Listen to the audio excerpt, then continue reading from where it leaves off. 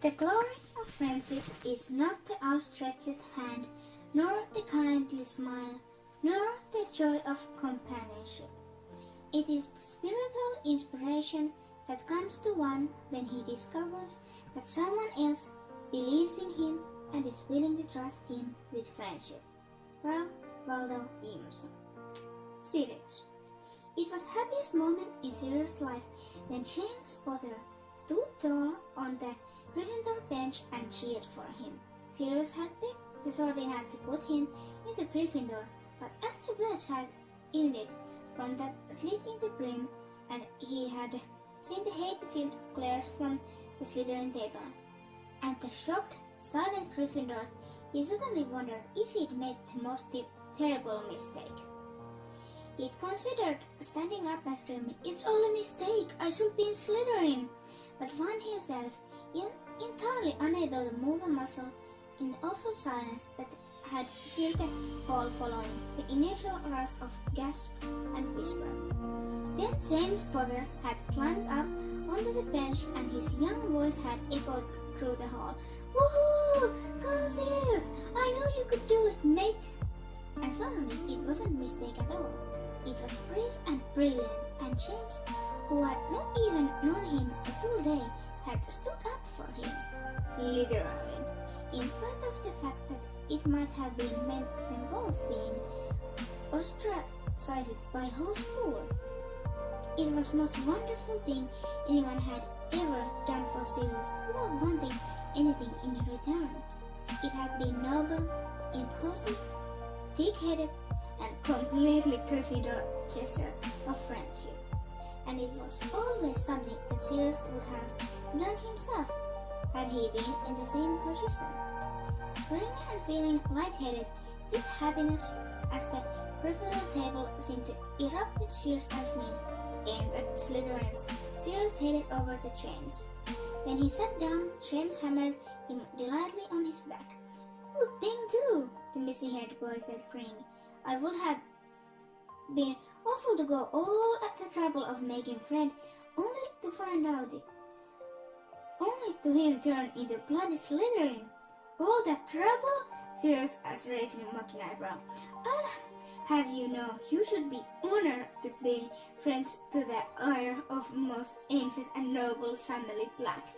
More like soon to be exiled heir of the most awful and nauseating family Black," James said. He dug Sirius' punch as the Gryffindor table erupted in cheers again, and they saw Peter Pettigrew heading towards their table. "Way to go, mate!" Sirius said to him. "I knew you couldn't really be that." James awarded Peter the same delighted back-pounding treatment he had inflicted on Sirius, making blind boy's nose hit the table, rather painfully, but still failing to wipe the proud grin off his face. "This is brilliant," James said, eyes shining. "We'll be the most famous brothers of the school ever. We'll be put in Hogwarts history, and poets will write songs about us.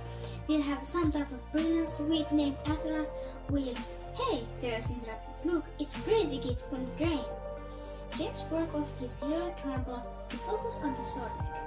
Sure enough, the boy with greasy hair and big nose was seated on the stool, and the hat was just opening its brimmed mouth. "Slytherin!"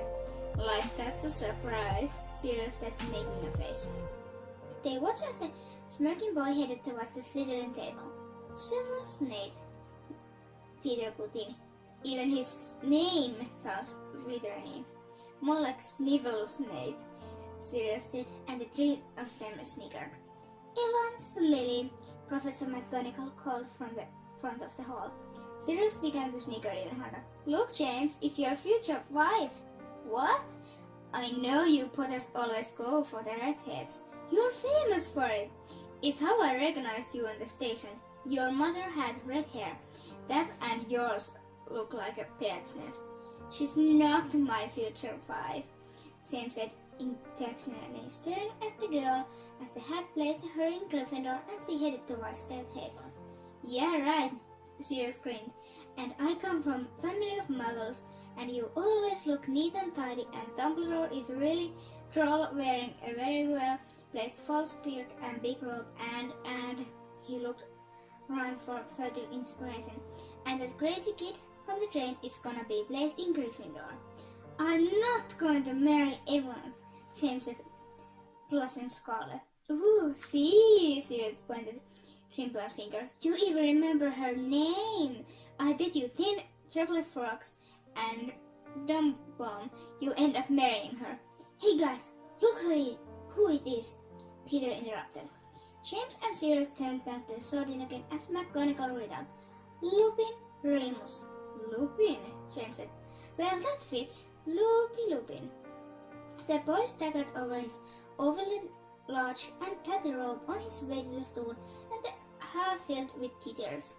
Lupin flushed scarlet as he dropped down onto the stool, and Sirius saw his wide amber eyes sweeping the room to land on their little group before he pulled the hat down on his head and screwed up his face. He sat still for a long time, his hands flexed into fists in his lap. Sirius suddenly wondered if this boy was arguing with the sorting hat as he had done. Eventually, after a long breathless wait by those in the hall, the slit opened and the hat announced, Gryffindor! The three of them froze in shock. What? James demanded. He's in Gryffindor? For a moment, Sirius thought that perhaps Lupin had argued his way into Gryffindor, just as he had done. Boy was heading towards their table, his face completely blank of any expression, but his gaze flickered to Sirius for a second, and Sirius saw something distraught in his eyes. Had he been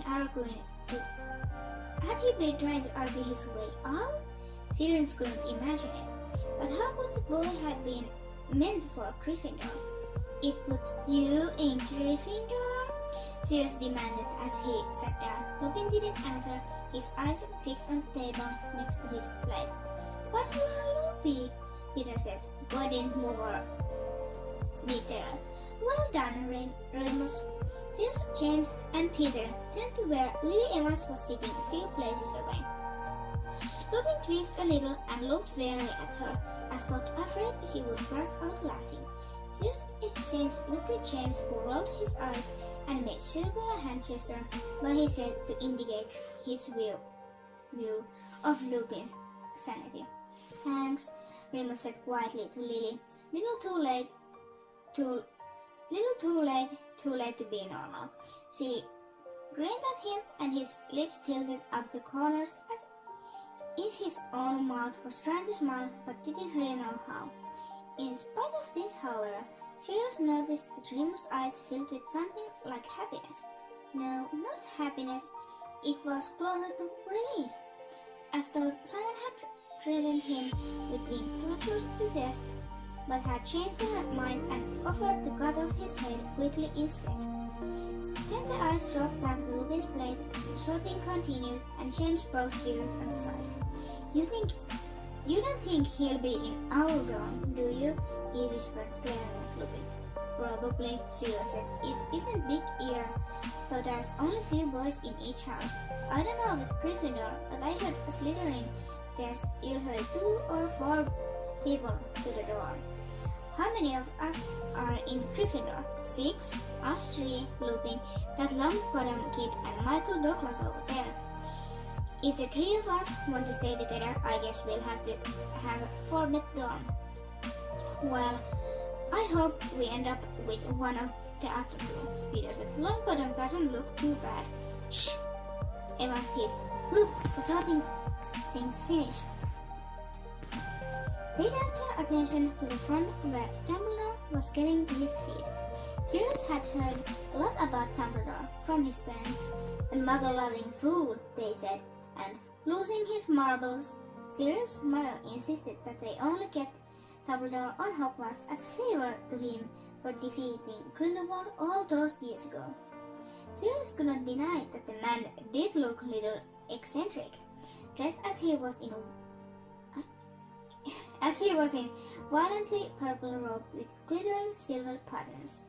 But he always seemed to exude an aura of power and wisdom. His twinkling blue eyes behind their half-moon glasses swept over the hall, taking the new students. They settled briefly on Sirius, and his smile seemed to widen behind his long, white beard. "Welcome to all our new students," he said, with sweeping gesture that took in the whole hall. "You will be with us for 7 years at Hogwarts, and I hope you find them to be both educational and enjoyable. Just a few announcements before we sit down to our lovely feast.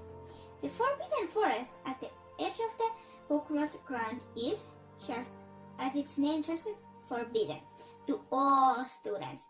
Mr. Finch had got a new list of forbidden items hanging on his office door, which you would do well to familiarize yourself with, including, I believe, Stranglin skipping tropes, dung bombs, and green gopher balls, and ingenious inventions that nevertheless caused our poor Mr. Flint a great deal of trouble last year. This year we are also privileged to have a rare new tree planted on the grounds of Hogwarts called Whomping Willow. I must ask each and every one of you to stay away from this tree. It is dangerous and could seriously injure or even kill anyone who gets too near it. Anyone found to be approaching this tree will be severely punished. And now, in response to all those rumbling stomachs, let's eat." The tables in front of them were suddenly groaning under the weight of massive amounts of food. Cyril felt his eyes widen in spite of himself. There was everything here: roast turkey, potatoes, beef stew, vegetables, rice, steak, and a kidney pudding and large boiled hams. He even got his bottom tray of chocolate eclairs little way down the table. "I'm so hungry I could eat a hippogriff," Peter announced, lunching and beginning to fill his plate. Sirius and James laughed as they attacked the food as well. "I know what you mean, mate," James said, his mouth full of turkey. By the time the meal was over, Sirius just doubted that he would make it up their dorms. He was so full. He sat back on his bench and noticed that Professor McGonagall was approaching their table. "Mr. Lupin," she said, causing the boy to jump violently and raise his eyes from his barely filled plate. "The headmaster would like to see you in his office, if you follow me." Lupin looked unsurprised but very nervous as he scrambled up from the table and followed the professor towards the main door. What do you think that's about?" Sirius asked. "Probably needs to tell Lupin to take his potions so he doesn't completely lose it," James said, smirking. Peter laughed, but Sirius just frowned in thought as he stared after the boy. "Settle down, ladies and gentlemen," Dumbledore said from the front of the room. "First years will follow the prefects to their dorms. Once there, they will give you a passport into your house common rooms. Off you go." Sirius clambered out of his seat and hurried with James and Peter towards a dark-haired prefect who stood at the end of their table. "I'm Charlotte," she said, smiling down at the first years. "Follow me, please, and don't wander off. The castle is very big and it's easy to get lost." They trailed after her through the maze of corridors, up and down moving staircases, and through random tapestries. Sirius wondered if he would ever begin to know his way out of the castle. Did they send out search parties for the first years who went missing? "I wonder if there are secret passages," James whispered as they made their way up to the final staircase to Gryffindor Tower. Sirius was certain that there probably were, but had the feeling they should probably focus on the non-secret ones before tackling any others. When they finally stopped, they found themselves facing the portrait of a very fat lady in pink dress. "You need to keep the fat lady password in order to get into the common room," Charlotte told them. "Right now it's Muckwork." The portrait swung open and the first years followed Charlotte through the portrait hall. The common room was amazing, decorated in crimson and gold, built with squishy sofas and armchairs, and lined with tables and chairs around the walls. There was a huge fireplace roaring at one end of the room and two staircases leading up to the dorms at the other. Boy storms up that way, Charlotte said, pointing up the staircase. If you follow Simon here, he'll show you the way. Girls, you come with me. The boys followed the new prefect up the stairs. Let's see, Simon said, reading off a piece of parchment in his hand. Longbottom and Douglas in here, he pointed at the door, and the rest of you in here. He looked down at them and frowned. We are missing one. Where'd he go? We didn't lose him already, did we? He's talking to Headmaster, Sirius told him. The three of them trailed into the dormitory. James squalled. I can't believe we had to share a room with Loopy Lupin for 7 years.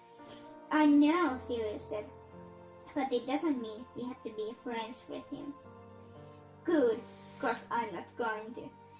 They found their trunks were already in place at the ends of their beds, and Sirius flopped onto his exhausted. I'm so tired, he yawned. I could just go to sleep right now. Me too, Peter said from his bed. And I think I must have picked up a stomach bug from somewhere because I feel a bit sick. And it had nothing to do with the fact you managed to polish off 3 steaks and kidney puddings, 5 roast potatoes, bowl of stew, plate of carrots, and entire platter of turkey, James asked. Sirius laughed. It's a good thing that the food disappeared when it did. Otherwise you would have popped and we would have been scraping bits of you off the walls for months. It's a stomach bug, Peter protested. I'm probably dying of some awful disease and all you can do is make fun of me. What if the Slytherins tried to poison me? Did you see how happy Snivellus was to be in Slytherin? Sirius asked, making a face, as if anyone would actually choose to be there. James shuddered. Imagine having to share a dorm with him and the hair. Maybe it would look better in green, you know. To go with the slime, Sirius screamed, suddenly opening his trunk and digging through it. I think one of my totem blue hair-changing puppies does that. James and Sirius hurried over to join Sirius in rooting through his trunk, or little stomach illness forgotten. It was well afterwards, when the floor was smeared with chalk products, scattered clothes, and pieces of parchment, that the door opened and they turned to see Lupin standing there. He blinked at them uncertainly, then crept over to his bed. His shrunk, Sirius noticed, was scratched and withered and looked about 100 years old. Don't think just because you are in here with us, we are going to be your friends, Lupin, James said, frowning at the boy. Where were you? I was with Headmaster, the boy said, sitting on the edge of his bed and staring down at his hands. My mother is ill, so I have to leave for a few days sometimes to go and see her. We were just sorting out the details. Oh. James began to look a little guilty, and Sirius couldn't help noting how small Lupin looked, hunched on the edge of his bed. Even though his robes were several sizes too big for him, Sirius could see he was very thin underneath. Lupin stood up, opened his trunk, pulling out a pair of pajamas and heading to the bathroom. The door clicked behind him. Maybe you should lay off him a bit, Sirius just said quietly. We don't have to be friends with him, but he can't help being crazy. Let's just leave him alone. James looked uncomfortable. He laughed at my mother though. He's insane. Mary only knows why he was laughing. James sighed. Fine, I'll lay off him, as long as we don't have to be friends with him. Ignored Lupin as he crept back in the room dressed in long pajamas. He crawled into bed and closed his curtains around him. Sirius yawned himself. I might turn in as well, he said. Classes start tomorrow and I'm absolutely beat. Yeah, Peter agreed, and he and James helped Sirius stuff most of the mess back into his trunk.